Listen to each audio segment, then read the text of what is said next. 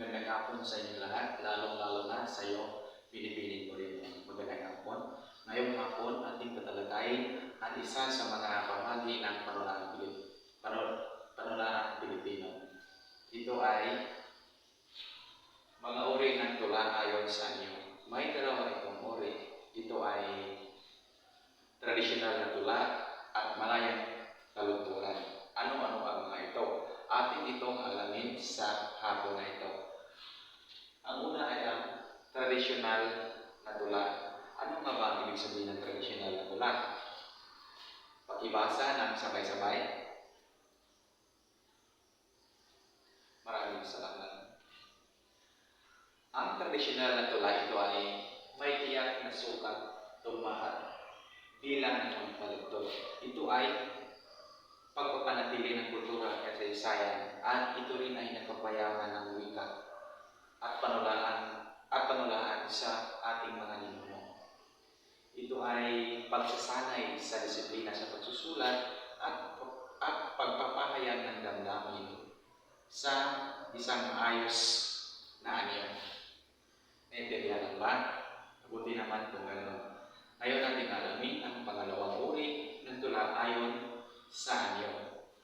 Ito ay malayang kalunturan. Ibig sabihin na ito ay malaya. Ito ay kalayaan sa pagpapahayag ng damdamin na hindi limitado sa mga patakaran sa tradisyonal na tula. Hindi katulad ng tradisyonal na tula na ito ay may sukat, tugma, at bilang. Ang malayang kalunturan ito ay mas bukas sa malikhaing interpretasyon dahil wala itong sinusunod ng mga patakaran katulad ng tradisyonal na tula. Intindihan ba? Mabuti naman kung gano'n.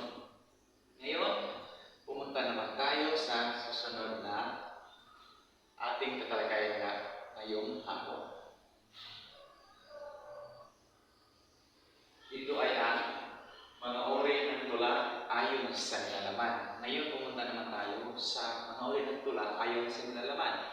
Ano-ano ang mga ito? May apat ito na uri. Ang una ay ang liriko. Ano nga ba ang liriko? Ito ay tinatawag sa English na lyrics.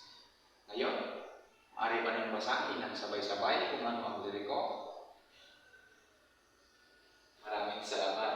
Ang liriko ay nagpapahayag ng personal na damdamin o saloobin ng makakanta.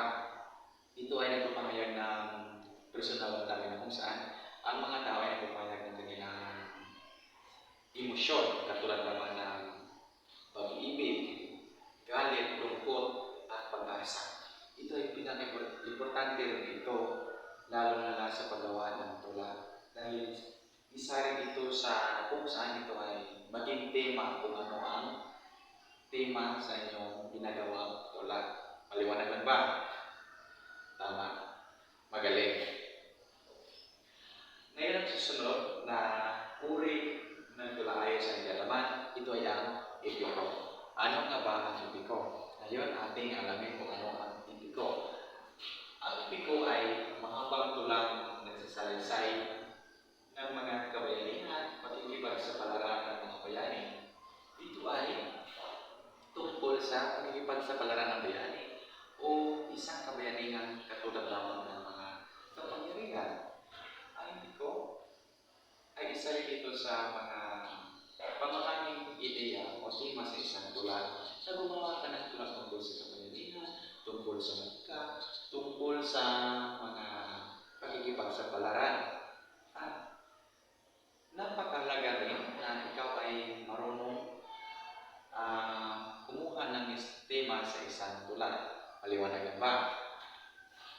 Dahil maliwanag lang, ngayon pumunta na tayo sa ikatlong uri ng tula ayon sa nilalaman. Ang ikatlo ay ang naratibo. Ang naratibo, ano nga ba ang naratibo? Basahin na sabay-sabay. Maraming salamat. Ito ay tulang nagsasalaysay sa isang kwento. Alam naman natin na naratibo ito ay nagsasalaysay sa isang kwento. Kapag ikaw ay gumawa ng isang tula, pwede rin isang karahang isip o sariling karanasan ng isang tao at mga maaari pang pwedeng isalaysay sa pamamagitan sa paggawa ng tula. Ikaw ay salaysay sa iba't ibang mga paraan. Ito ay iyong karanasan ng iyong sarili, karanasan ng ibang tao, at marami pang iba na ikaw ay salaysay. Ito ay tinatawag na tama. Ito ay naratibo. Bibigyan na ba kung ano ang naratibo? Ito ay nagsasalaysay. Ngayon, ang pag-uwi ay ang tula. Ito ay pang-apat na uri ng tula ayon sa Zilalaman. Ito ay tula. Ibig sabihin, ito ay isa na sa tula o ginaganap sa entablado. Ibig sabihin, ang tula ay pwede ito maging tema sa paggawa ng tula dahil ito ay ginaganap sa mga isyong panlipunan. Dahil sa tula, ikaw ay magkagawa ng tula. Alam naman natin na ang tula ay kadalasan ginagamit upang maipahayag at maipakikita ang mga isyong panlipunan sa kasalukuyan. Maliwanag yan ba? Mabuti naman kung ganoon. Sa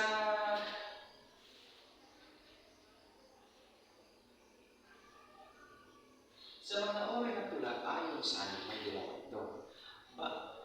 Bakit na ba mahalaga ang dalawang uri ng tula ayon sa iyo? Dahil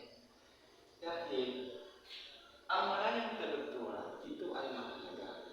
Dahil upang magpatuloy at paglago sa panitikan. Habang ang tradisyonal na tula, ito ay pagpapanatili ng ating kultura bilang ating pamana. Maliwanag ba? Maraming salamat. Punta naman tayo sa mga uri ng tula ayon sa nilalaman. Bakit naman talaga ito? Dahil, tama, mahalaga ito dahil ito ang nagbibigay sa ating ideya upang makagawa tayo ng mga pangunahing kaisipan, upang magawa tayo ng mga sa pamamagitan ng mga nilalaman.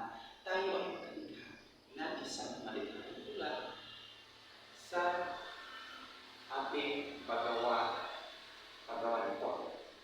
Dahil ang paggawa ng maliit tula o isang tula ay kailangan talaga na isang malikhaing pag-iisip na kung saan ang pag-iisip na ito ay isa sa mahalagang koneksyon sa paggawa ng isang tula. May paliwanagan ba? Mabuti naman ganon. O, nag-intindihan ba tayo? Katanungan. Mabuti kung wala. Dahil wala na kayong katanungan, sana ay may natutunan kayo sa hapon na ito. At maraming salamat sa pakikinig.